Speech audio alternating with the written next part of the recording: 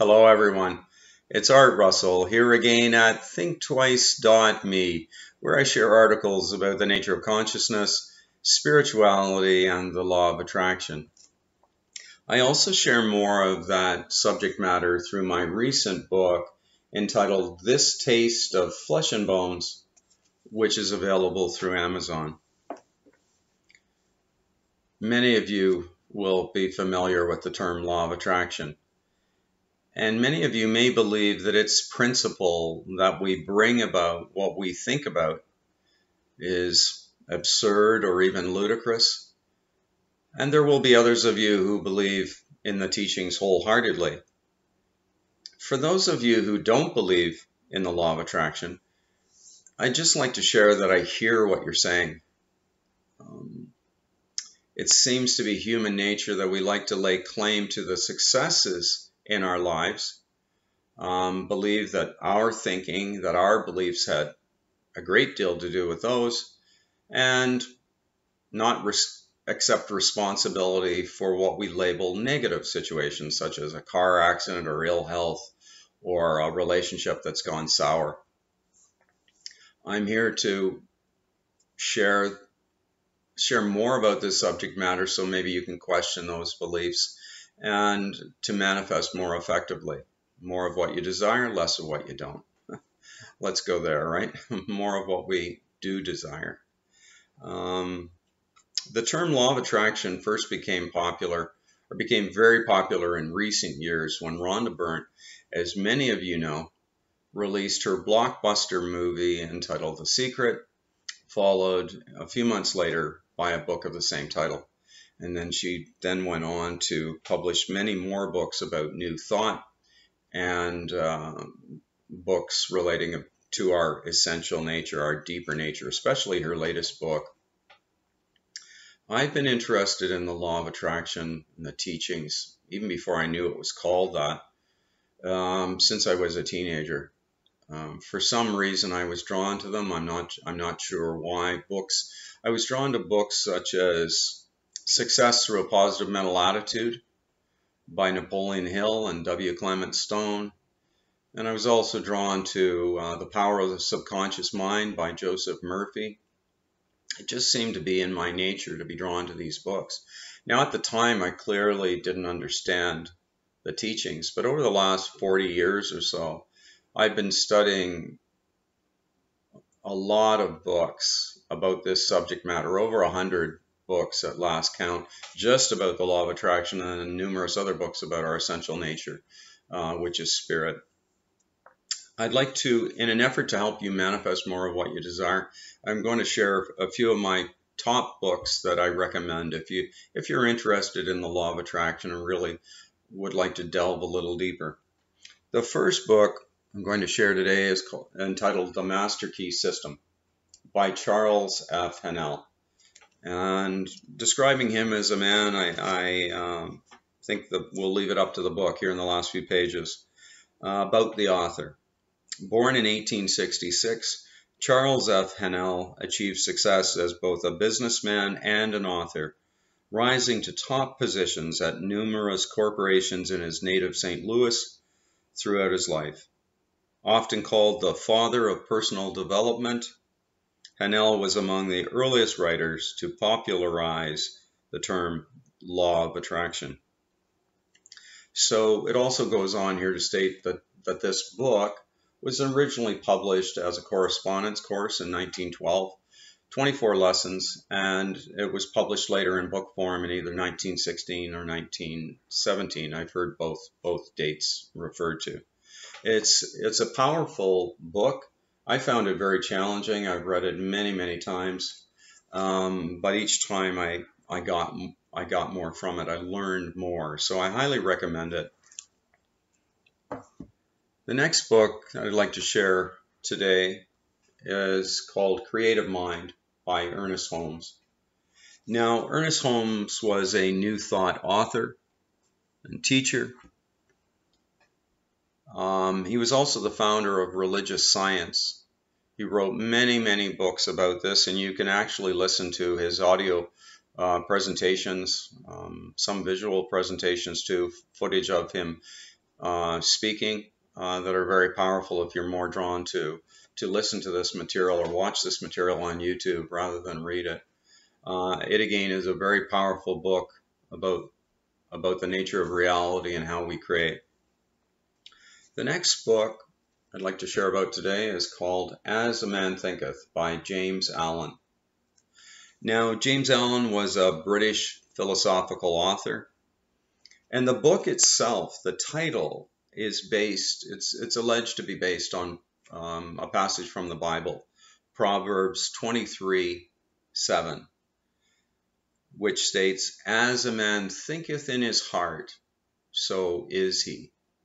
So what that's meaning is, in your innermost being, are you thinking successful? Are you being successful? Are you being successful, or are you holding a failure mentality at your level of being? Now, I'm going to go back a little bit here too and just share that this also ties into what's stated in the first few pages of the Master Key, just if this can help you. And it begins in part 1 with, would you bring into your life more power? Get the power consciousness. More health? Get the health consciousness. More happiness? Get the happiness consciousness. Live the spirit of these things until they become yours by right. So as you can see, even in the first few pages of this book, it's agreeing with as a man thinketh in his heart. Be it. Be the success, and you'll see it. And the next book that I'd like to share about today is entitled Consciousness is the Only Reality by Neville Goddard. Now, Neville Goddard, from what I've read, was originally born, he was born in the Barbados, and he came to America. He was trained as a dancer, but the Great Depression came along, and there, of course, was no need for dancers at that time, so he went through poverty situations. And somehow he attracted into his life a man who's referred to as Abdullah. There's very little about him that I've been able to find online, who was an Ethiopian rabbi who was well versed in mysterious knowledge about the Kabbalah. And he also studied at the same time with Joseph Murphy, author of another book that I referred to, The Power of the Subconscious Mind. And so let's move on here now to manifest more effectively. We've got to understand that there are paradigms of reality. Now, what do I mean by that? I know if somebody had said reality, well, reality just is what it is. It's rock solid here, Art. That's what I certainly thought it was. And life just is what it is. We're separate selves, it feels like, in a great big universe. But paradigm is a mold or example. It's what we take to be the essential nature of something. So what I'm also offering is that there's another paradigm of reality, and that's where consciousness is the only reality, not a world of matter. And again, that ties into Neville Goddard's book, Consciousness is the Only Reality. So in the consciousness paradigm of reality, everything appears in consciousness in much the way that materials, objects, persons appear in a nighttime dream, in the dream state. What this is saying in this paradigm of reality is that most people, let's back it up. Most people believe that they waken in the morning to reality. They believe that dreams happened between sleep and the waking state, that somewhere in here was dream state. And then that when they awaken, they stand up and they yawn and they go, wow, I'm back to reality. Well, what I'm suggesting is that that's not the case. That when we understand truth, we know that actually we've wakened to a deeper level of dream. Now, if you doubt that that can be true, okay, so this sounds real, doesn't it? And if I take a sip, sure tastes like coffee. Love my coffee, by the way. But I can drink coffee or appear to be drinking coffee in a dream state. What I'm suggesting is, why can't that be the case here? Now, to move into or to understand at a deeper level, consciousness is the only reality. As Neville Goddard taught, we have to give up, surrender being the doer. There's no room in this paradigm of reality in which this reality is consciousness based for an actual body-mind person. Body-mind is a term, basically means the person, body and the mind, which people assume to arise out of the brain. With this paradigm of reality, truth, I call it, everything happens in a dream. I'm speaking to you right now in a dream. I know that's very challenging to believe, but this moves us to our essential nature also, to help us of how can you have an experience without consciousness? Well, of course you can't. It's illogical to think that you can. So instead of believing that we're a separate self here in duality, subject experiencing object, this would be the object, the coffee cup. This is oneness, and this is spiritual teachings through and through, oneness, that all there is oneness. I'm quite comfortable calling it God. The name can never be. It only refers to that which we're describing. It can't be it. I'm comfortable referring to it as God. Others might call it, by scientific terms, the unified field. Others, more informally, we might call it by source or the universe, as they do in law of attraction teachings, the universe. It's fine. So let's move on here. I'd like to also share a quote from Wallace D. Wattles. He was the author of the book, The Science of Getting Rich, which actually inspired Rhonda Byrne to make the movie. She's telling the truth when she said at the beginning of that movie that she couldn't believe how many people knew this. Well, that's the great mystery into which we're immersed. That you can have actually believed something was happening one way, matter-based world, and then to awaken to the truth that our true nature is consciousness, having an apparently human experience.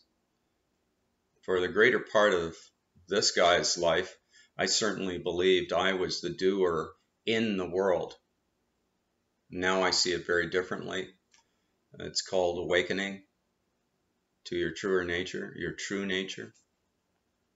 Anyway, the quote is this: "No thought of form can be impressed upon original substance without causing the creation of that form.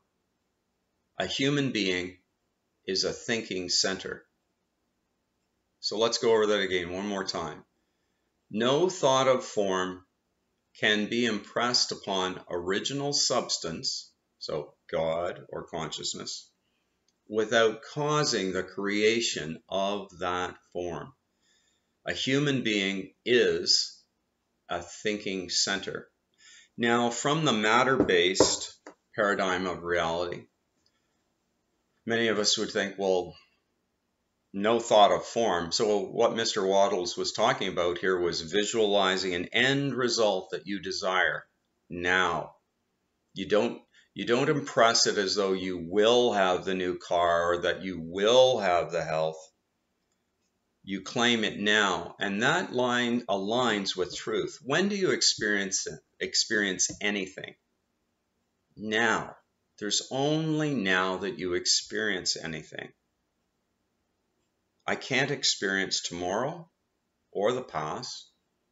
I can only experience now, what's occurring in the eternal now. You are that.